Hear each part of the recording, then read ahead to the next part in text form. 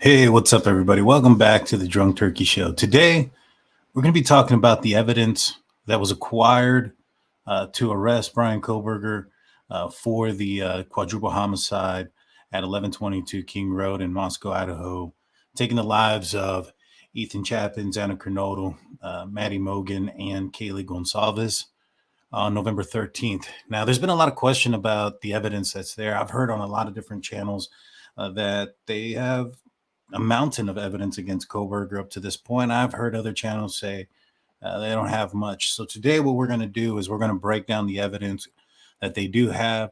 We're going to explain it and try to go at this in chronological order. And so before we do, just please hit that like and subscribe button. We're trying to get to 50K, y'all. We're just above 35,000 subs. So if you guys would do us a favor, if you're not subscribed, hit that subscribe button.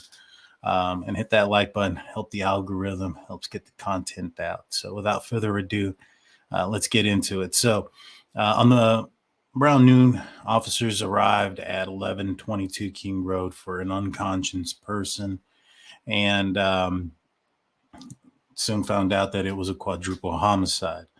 Now, what we're going to be talking about is the evidence. We're not going to go into how the crime was committed per se, just the evidence. And so it starts off with, from the beginning. And it starts off with the discovery of the knife sheath. And so this is at the entry point. This is Brett Payne's affidavit. And this talks about the first piece of evidence that they had. It says here, I later noticed what appeared to be a tan leather knife sheath laying on the bed next to Mogen's right side. When viewed from the door, the sheath was processed and later had K-bar, USMC, and the United States Marine Corps Eagle Globe and anchor insignia stamped on the outside of it. The Idaho State Lab later located a single source of male DNA suspect profile left on the button snap of the knife sheath. And so I know there's a lot of questions about, Brady versus Giglio or all this other stuff. We're just going based off the evidence and what they have here and not taking into any of those types of considerations. And also, I do know that there's been a question on whether or not it was the Idaho State Lab that located this DNA or if it was a startup company in Texas. We're just going to go based off of this for now. So they have a DNA profile for a suspect on a leather sheath on the snap button next to one of the victim's bodies. The next piece of evidence that they have is that they have a witness, that being Dylan Mortenson. Now, she stated a couple of things. One, she stated that this crime happened shortly after 4 a.m. It's as here it says DM stated she was awoken at approximately 4 a.m. from what she thought was Goncalves playing with her dog, right? And so they corroborate this time by also indicating that there was some security cameras outside that heard voices and a loud thud, indicating that this is approximately around the time that part of the crime was being committed, which was at 4:17 a.m. So there's that corroborating evidence. And also they go in a little bit later and talk about the vehicle that was around during the time of the incident, which we'll talk about that more. But during this statement, Dylan Mortenson states that she saw a person, a male, clad in black clothing and a mask that covered the person's mouth and nose walking toward her. DM described the figure as 5'10" or taller, male, not very muscular, but athletically built with bushy eyebrows. And so we have a witness statement here. So first and foremost, we have the sheath. We have the time of the incident based on a ring camera, hearing audio corroborating the time in which Dylan Mortenson stated that she saw somebody walking out after she was awakened by a loud noise, which was what she thought were the dogs and potentially partygoers, right? And so they suspected that subject left out the back. Now, what they did in reference to this was conduct a video canvassing, right? So it's right here. As part of the investigation, an extensive search commonly referred to law enforcement as a video canvass we conducted in the area of the King Road residence, right? Now, a review of camera footage located a vehicle, suspect vehicle 1, observed traveling at the 700 block at 3:26, and they also noticed that this vehicle travels around and is seen around the area of the victim's house between 3:29 and 4 a.m., which, as we stated before, corroborated the evidence between what Dylan stated that she saw and was awakened to and during the time, and what was heard on the Ring camera. All right, so they have a suspect vehicle here. And what is that suspect vehicle? That suspect vehicle is believed to have been a 2011 or 13 Hyundai Elantra, white in color. For the results, it says it could be possibly a 2011 to 16 Hyundai Elantra. And so we know that Kohberger's was a 2015, so it ends up being right in line with what they were looking for. Now, investigators were then also given access to video footage from WSU University campuses. Now, based on that access to that footage, and now they know, around more or less what time the commission of the crime was, they spotted a vehicle, a white Elantra, in that that looked like, so what it says right here, white Elantra known as suspect vehicle 1 was observed on WSU cameras traveling north way at approximately 2:53. And that it leaves towards SR 270, which connects to Pullman, Washington to Moscow, Idaho. And so they have a vehicle matching the description of what they see traveling around 3:29 in the morning at 2:44 in Pullman, Washington, right? They later see that at approximately 5:25 that vehicle comes back into Pullman, Washington. So this vehicle is going to be suspicious because of the fact that it left Pullman towards Moscow and then came back after the crime, left before the crime. So I think this kind of gave investigators an idea to be searching in the WSU and Pullman, Washington area. So November 25th, law enforcement, it probably took some time to go through all of the surveillance tape and to spot out the white Elantra. Now, fortunately, in Idaho, around 2:44 in these small communities, there's probably not a lot going on. And so in these two small areas, so it may not have taken a tremendous amount of time, but I reckon that it did take amount of time to review cameras and to find the suspect vehicle.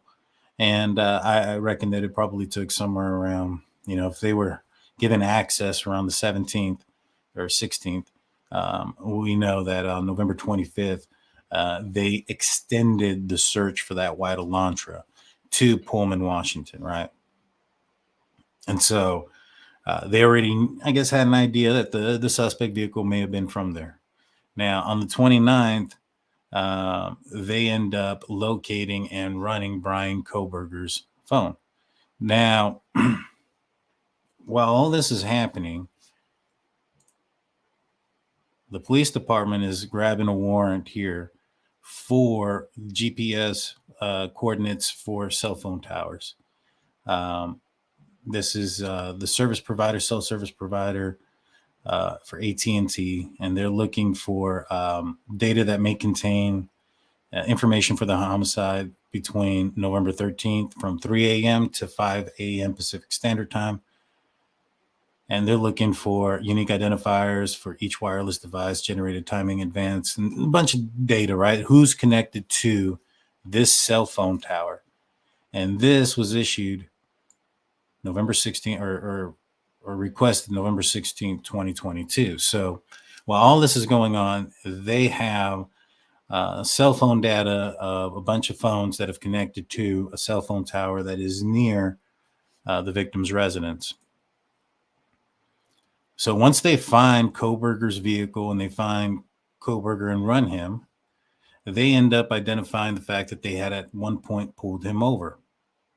And they also realize that he matches the height and weight and the description that Dylan had stated. So he drives a vehicle. He lives in Pullman, Washington, which they saw, this vehicle leave out of and head back in. He drives a vehicle that matches the description of that vehicle. I believe that there was one of the unique identifiers was the fact that it didn't have a front license plate. They discovered that at the time of the commission of the crime, Kohberger had Pennsylvania license plates, which indicated that he did not have to have a front license plate and possibly didn't, which would explain why that vehicle that was caught on surveillance didn't have a front license plate. He also had the bushy eyebrows and was consistent with the description that, and it says right here, Kohberger's physical description is consistent with the description of the male DM, which was Dylan Mortenson, saw inside of the King Road residence on November 13th. And so what they did was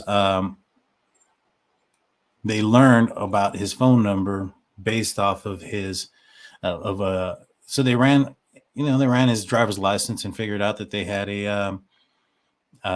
they had pulled him over at one point. They pull the citation and they figure out what his phone number is. Here on after called the 8458 phone.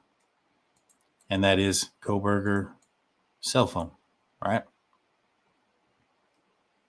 Now, what they end up doing, in my opinion, and this is a little bit of speculation here on my part, because they don't apply for Kohberger's cell phone data until December 23rd. This is happening all around November, right? November 25th is when they find out who he is. November 29th is when they find out who he is. So it was 24 days for them to apply for the warrant for his cell phone. Now, my theory is that at this point, what they did was they took his cell phone number and tried to see if it came up amongst the numbers that they had from said warrant from the cell towers. And it didn't come back because obviously Kohberger had his phone off. They didn't know that at the time. So, they're looking at Kohberger. They probably just doing the first thing that they're going to do is like, all right, let's just see if he was there. We have he matches his height, weight, and drives a car similar. We have his phone number. Let's match it to see if this guy, was even in the area during the time of the crime. They check it. No, he wasn't. They probably stopped investigating him at that point to a certain extent. I mean, I'm sure they're still watching him as they were watching a lot of people, but I think all eyes on him weren't there. And the reason being is he was able to travel across country to Pennsylvania, and obviously, or supposedly, the FBI had lost him. Now, if they had all eyes on him and he was prime suspect number one there, I don't think he's going, they're going to lose him at any point. Also, when you read the airmail article by Howard Bloom, it indicates that officers or Chief Fry was hopeful and optimistic about the vehicle that was crashed and abandoned, the white Elantra in Eugene, Oregon on December 20th. It was after that they once they realized on December 21st that vehicle was not related or had anything to do with the case, that's when police ended up running Kohberger's information. Now, I think it was probably because of a couple of things. I think him leaving town unexpectedly, these guys are just watching him at that point. Him leaving town probably spooked them, and they started thinking that maybe it was for more nefarious reasons and started to investigate him more deeper.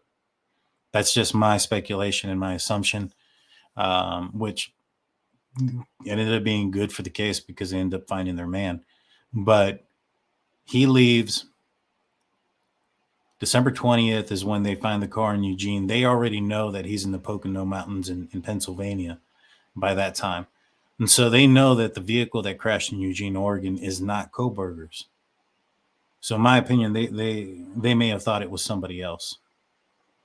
Also, December 7th is when Moscow Police Department puts out the first time they put out the press release that they're looking for a white Elantra. And at that time, that says 2011 to 13. They don't update it or change it. And there isn't an update until the white vehicle in Eugene, Oregon pops up. And it's until after that is when Moscow Police Department have another update stating that they are aware of it and that it's not affiliated with the case. So something changed and something put back that focus back on Kohberger. Now, if we go back here, this the warrant says that they did an investigation. As part of this investigation, law enforcement obtained search warrant to determine the cellular devices utilized towers close proximity to King Road residents. And after determining that Kohberger was associated with both the White Elantra and the phone, investigators reviewed search warrant returns. A query of the phone showed that these did not return utilizing the cellular tower resources in proximity to the King Road residents during 3 and 5 a.m. But what they do is they're saying that Kohberger is a current PhD student in criminology at Washington State University, and that his past education includes undergraduate degrees in psychology and cloud-based forensics, and that he wrote an essay when he applied for an internship for the Pullman Police Department for the fall of 22, and that in that essay that he had an interest in assisting rural law enforcement agencies with how to better collect and analyze technological data in public safety operations. And so what they're saying here is that he's well versed when it comes to how to track somebody using their cell phone and using forensics, cloud-based forensics, and collecting data off of cell phones and laptops and things of that nature. All right. So they go back, and this is what it says. It says they check the cell phone warrant that they have for the data for this time, and after determining he was associated with both the Elantra and the phone, they reviewed the search warrant returns, a query for the 8458 phone, 8458 phone, and these returns did not show that his phone was utilizing the cell phone towers in close proximity during that time. And so this officer explains that individuals can either leave their cell phone at a different location before committing a crime, or tell their cell phone off prior to going to location to commit the crime. So basically what they're saying is it's the lack of evidence, the fact that his phone is off, and his studies might have been a reason why he would have understood to have done that. And they're using that to articulate a reason to get a warrant for his cell phone data. So he continues to say this is done by subjects in an effort to avoid alerting law enforcement that cellular device associated with them was in a particular area when the crime was committed. And so what this also says is that when somebody commits a crime like this, that there could have been some sort of surveillance done, some sort of stalking, things like that, and that they believe that during those times, during the planning of the crime, that basically criminals sometimes don't turn their phone off, and that there would be information that would lead to that in Kohberger's cell phone data. And so on December 23rd, he applied for the search warrant for the historical records for November 12th through November 14th for the phone held by the provider for Kohberger's phone. And so he ended up getting all the cell phone data and stuff, and they end up finding out that he was utilizing his phone on November 13 at 2:42, and that he was, in the coverage of his house, and then that at 2:47 that phones began to move south through Pullman, which corroborated and coordinated with the video that they have of suspect one White Elantra in Pullman, Washington, traveling through Pullman. And so now these guys also ended up showing and corroborating the accuracy of the cell phone pings by indicating that wherever he had traveled, and they'll say that he was in Albertson and this and that they were able to corroborate that evidence. That they say, hey, we have him. His historical data says that he was at an Albertson at this time. They went back, reviewed camera footage. They saw him there. So that kind of indicates how accurate that these pings are.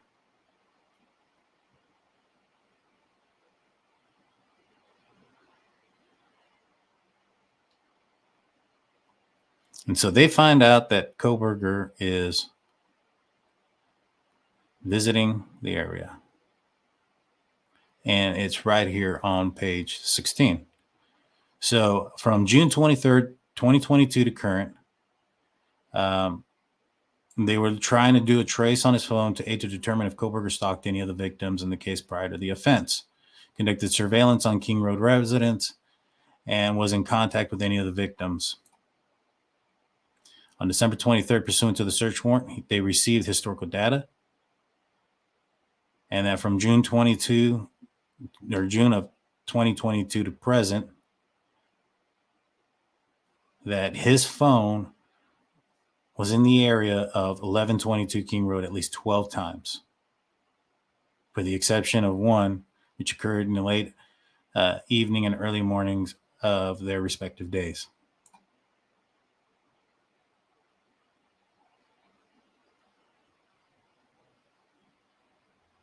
And so here's where they go into how accurate that those pings are. It says at approximately 12:36 p.m., Kohberger utilized cell services that would provide coverage to Katie's Cup of Joe Coffee at 810 Port Drive in Clarkston, Washington. Surveillance footage from the U.S. Chef store located at 820 Port Drive, Charleston, Washington, and adjacent Katie's Cup of Joe showed a wide Elantra consistent with suspect vehicle 1 drive past Katie's Cup of Joe at the time consistent with the cell data for the 8458. So they're just corroborating all that evidence together, indicating that these cell phone pings are accurate.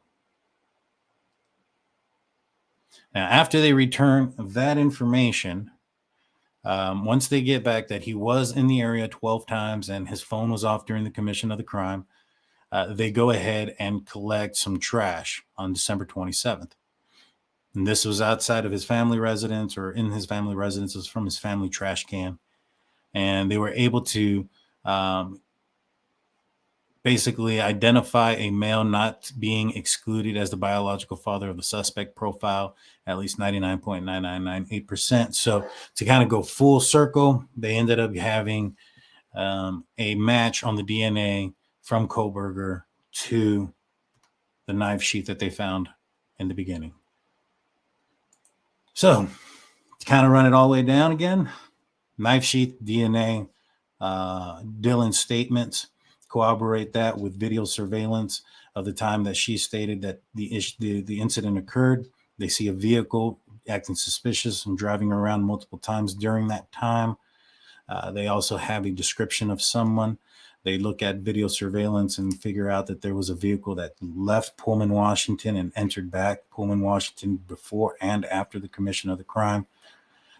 They then do a search of the area, find a white Elantra belonging back to Kohberger, figure out what his phone number is from a traffic stop that they had prior, trace that phone number to the cell phone, the AT&T towers that they had with that data, and realize that his phone was off during that time.